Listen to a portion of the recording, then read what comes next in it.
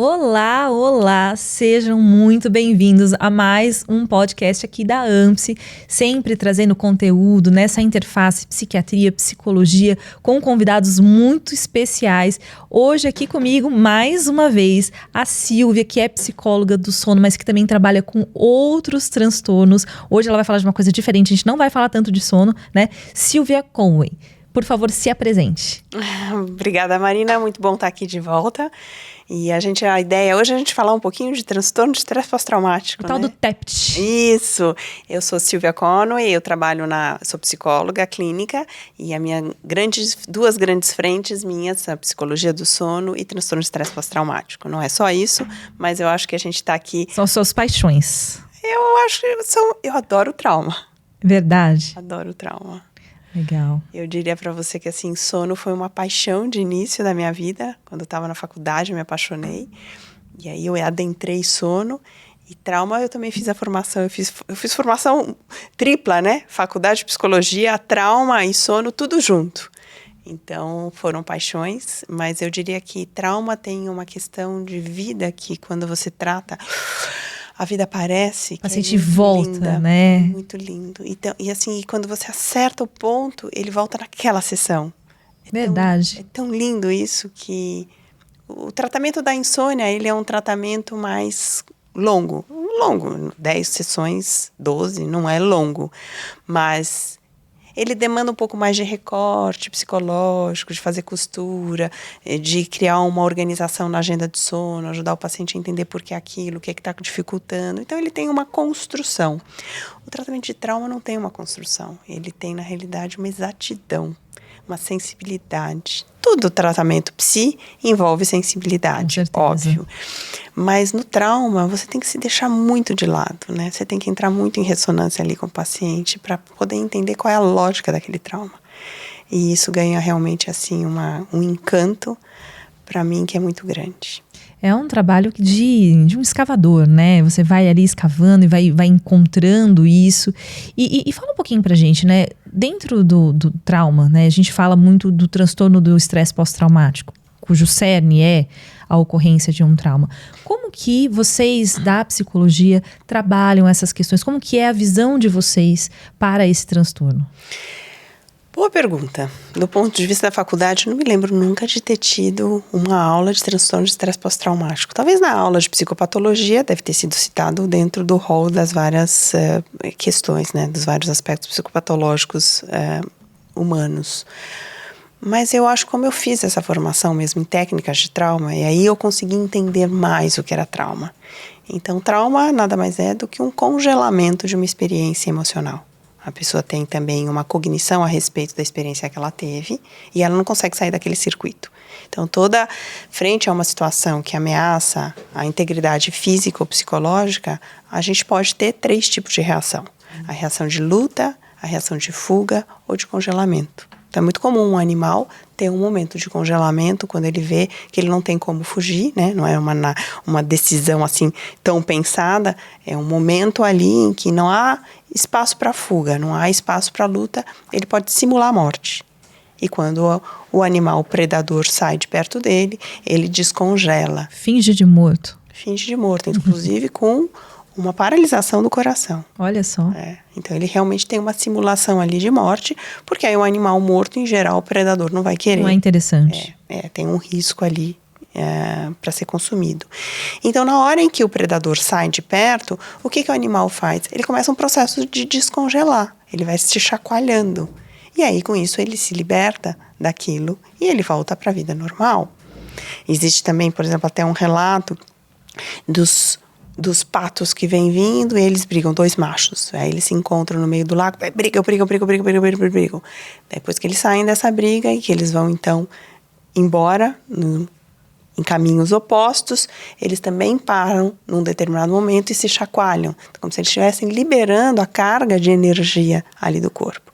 E o ser humano talvez faça muito menos isso. A gente não é bom nisso pelo jeito, hein? Eu acho que a gente tem tantas censuras, construções morais por conta da consciência, que talvez faça com que a gente se afaste um pouco dessa sensibilidade animal, né? Até, por exemplo, quando tem tsunami, a gente viu isso, animais querendo ir para o alto da montanha para se salvar e o ser humano estava lá esperando a onda grande vir, né? Olha, uma onda. É uma desconexão mesmo com o campo da natureza, não só com o campo da natureza externo, mas como ele vibra e reverbera dentro de si. Então, uma pessoa que ela vive, que ela está experimentando um transtorno de estresse pós-traumático, é porque ela ficou impactada naquela situação e não conseguiu um descongelamento.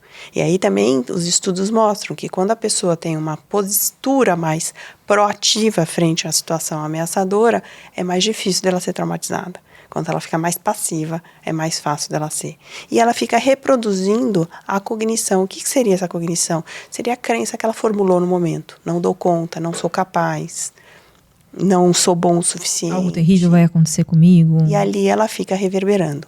Mas a emoção está congelada.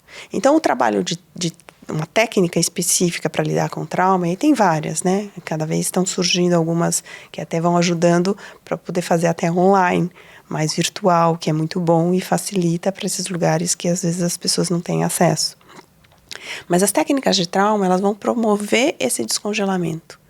Então, a gente tem uma história, a história do que a pessoa tem de lembrança, e nessa lembrança ela tem momentos mais marcantes. Esses momentos mais marcantes são onde às vezes ela não consegue avançar.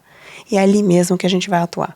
Ali que a gente vai convidar a pessoa para poder ficar em contato com aquela emoção e ajudá-la a começar a percorrer, fazer com que essa emoção tenha a completude do fenômeno, né? Eu costumo falar para os pacientes, todos os fenômenos têm começo, meio e fim. Uma chuva, ela vem porque começa a nuvem, começa a se avolumar, e aí vai se avolumando, aí faz aquela condensação de nuvens, aí os íons precisam ser descarregados, e aí a gente tem a chuva. Esgota aquela quantidade de água, a nuvem se dissipa e o céu abre de novo. Então teve um começo, meio e fim.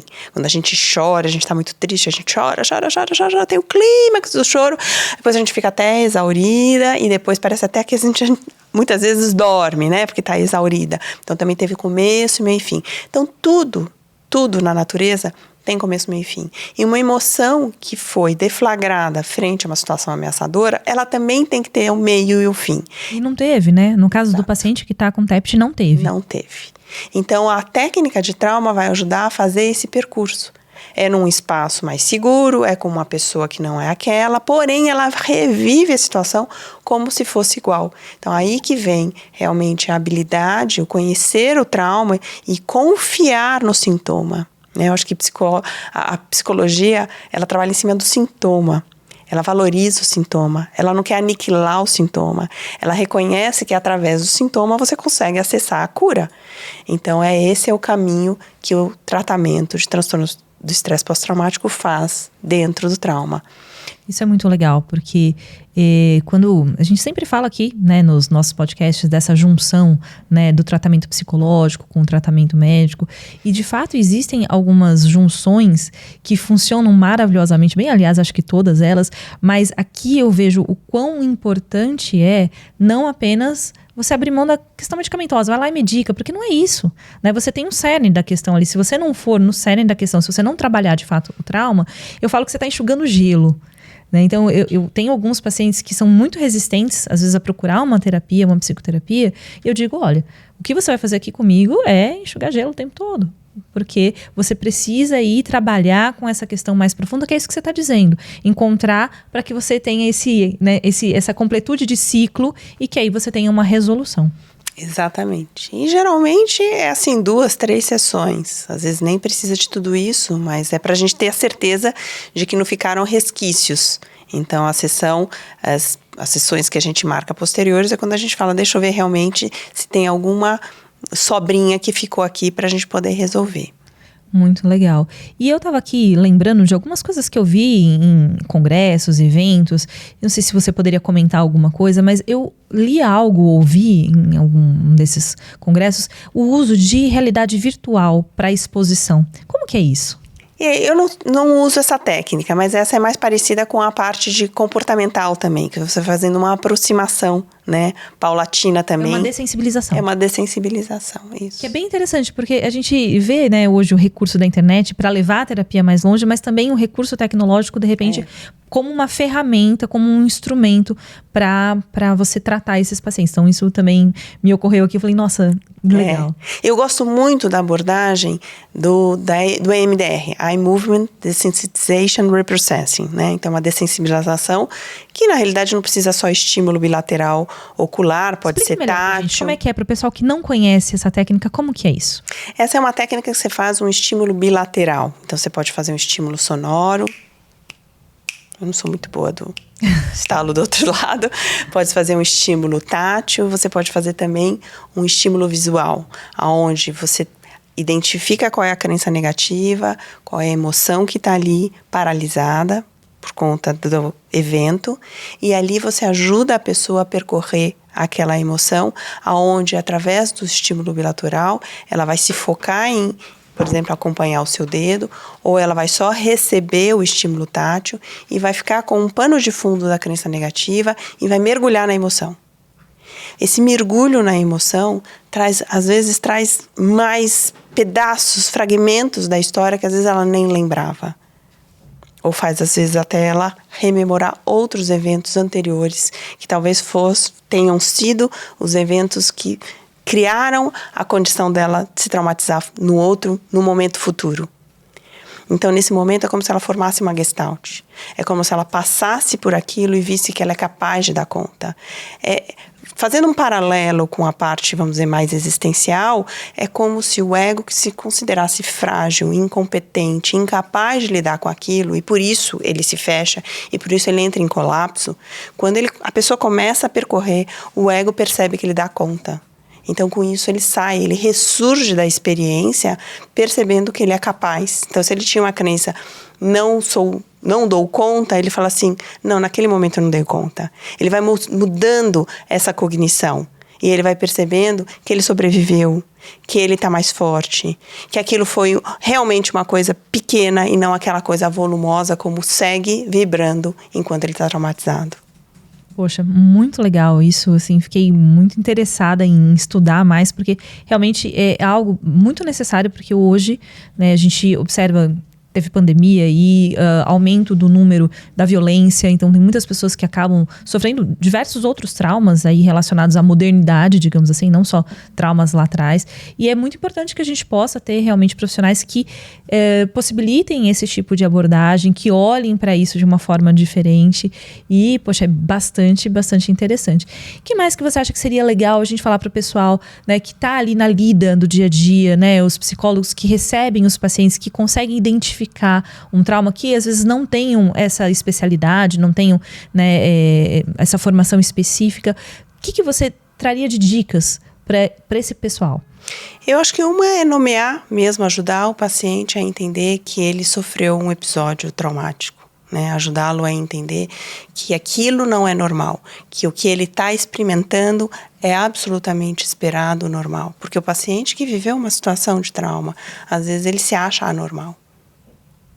Então, tem até uma técnica que a gente usa, que é uma técnica de sensibilização logo que acontece um evento traumático, para evitar a instalação do trauma, é de falar o que você está sentindo é normal, o que não é normal é o que você está vivendo, o que você viveu. Então, eu acho que fazer esse recorte é importante, porque muitas vezes os profissionais não sabem fazer essa leitura.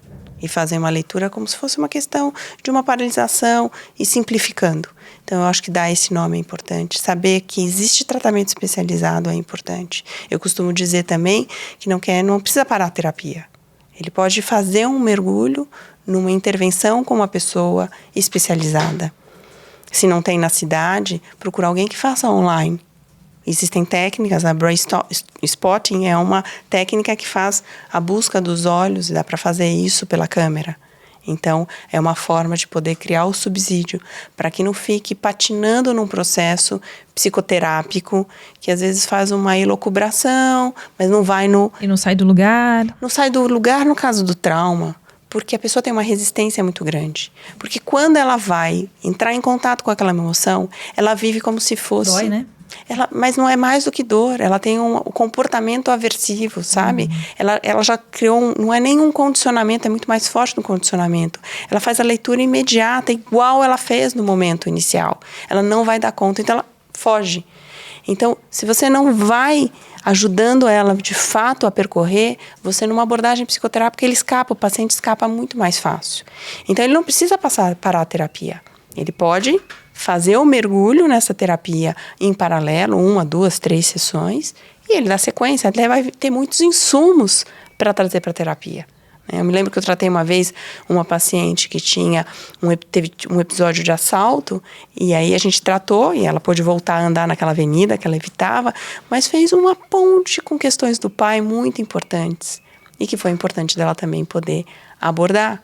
Então, não necessariamente a pessoa precisa parar. Então, acho que o principal é dar para o paciente mesmo a dimensão de que é um trauma, assegurar a ele que o que ele está sentindo é normal, que não foi normal, foi a situação e que ele não precisa se censurar por isso, ele não precisa se cobrar de dar conta daquilo e procurar ajudá-lo com uma especialização. Olha, adorei o nosso papo. Essas dicas são valiosíssimas. Só tenho a agradecer. Eu espero você aqui para mais conversas, para muitos outros podcasts. Queria agradecer demais mesmo o seu tempo, a sua disponibilidade e a sua generosidade de dividir tudo isso aqui com a gente. E te deixo aí as considerações finais e muito obrigada. Eu que agradeço, Marina. Sempre bom estar aqui, sempre bom poder trazer essas informações para mais gente. Então tá bom. Obrigada.